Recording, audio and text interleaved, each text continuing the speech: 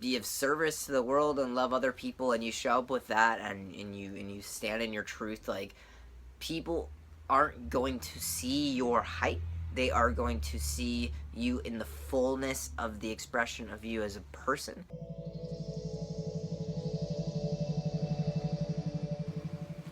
So I just made a video about dating advice for being trans. If you want to check that out, I think I'm going to post this one after. But my name is Ashton Colby. On this channel, I talk about beautiful things like not just the physical aspects of transition, but I'm a yoga teacher in training, so I love to talk about the spiritual side of things, the emotional, the intellectual changes that you need to unpack all these limiting beliefs about your trans experience in order to thrive beyond the physical changes. So let's talk about height dysphoria. I am 5'4 3/4". Oh yeah. And what I've realized is that I had two kind of limiting beliefs when I started my transition, that it was going to be so hard to date because I'm smaller, and and then also that other people wouldn't affirm my masculinity as much because I'm, under 5'8" or whatever, not this 6-foot guy. And what I've realized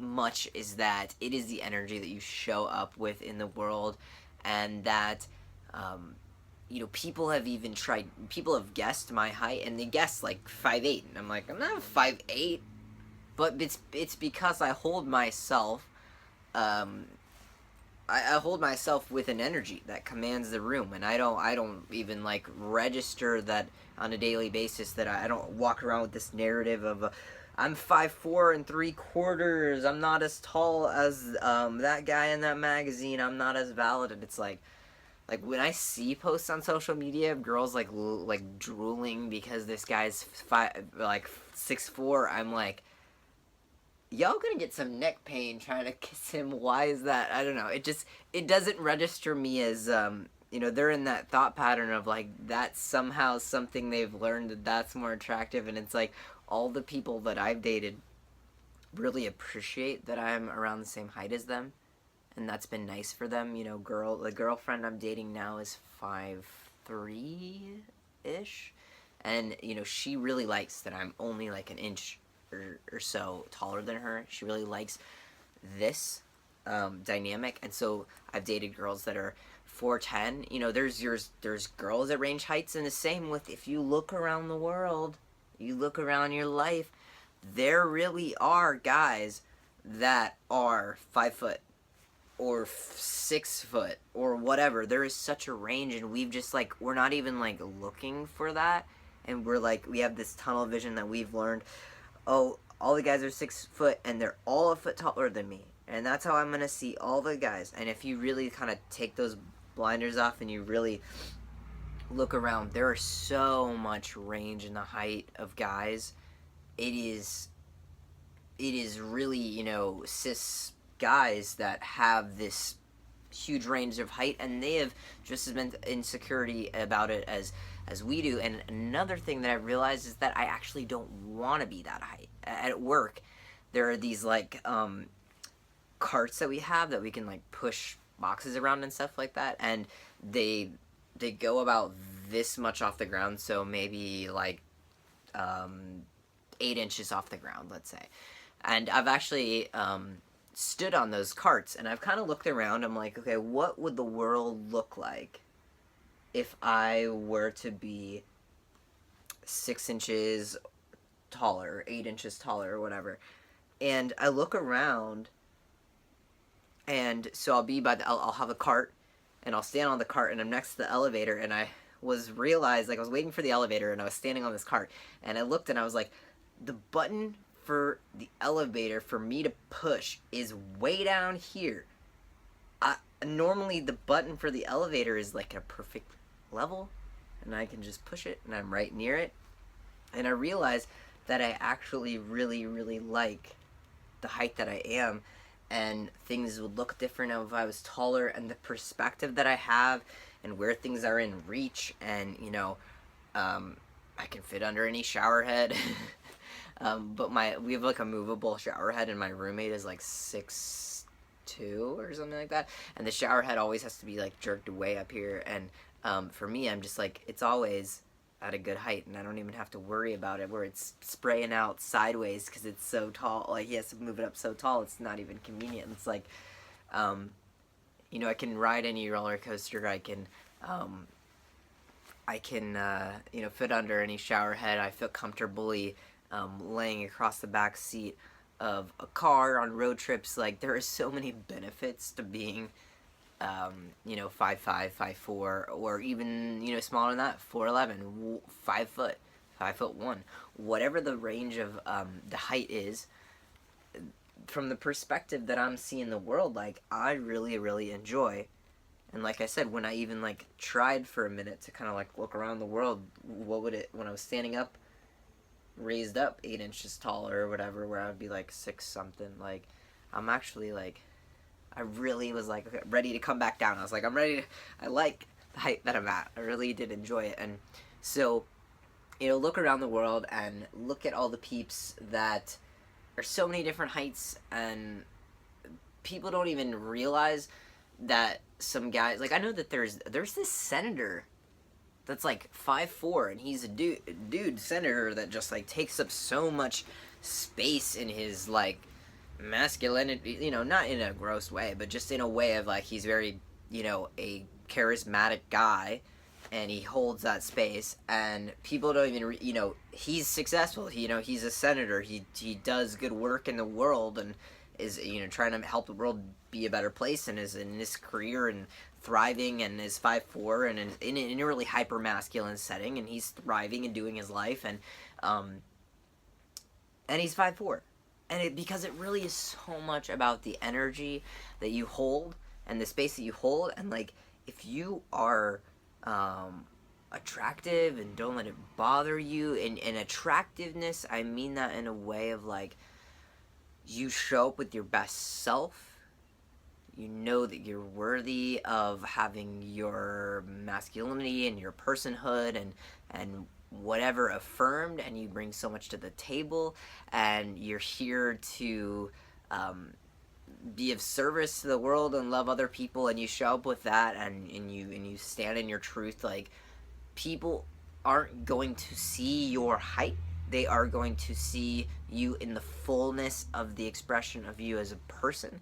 And so in whatever way that looks for you to unpack that narrative about height dysphoria or whatever, I mean, I really had really bad height dysphoria at the beginning of my transition. I really had bad dysphoria about it. I wore like height like insole raiser things that like go in your shoes, and they raise your height like 2.5 inches, 2.5 inches or whatever. And that, if you look at my other height dysphoria video, I actually talk about wearing those, and I don't wear those anymore. And I just stopped wearing them. One, I realized that, interestingly enough, in wearing those height raiser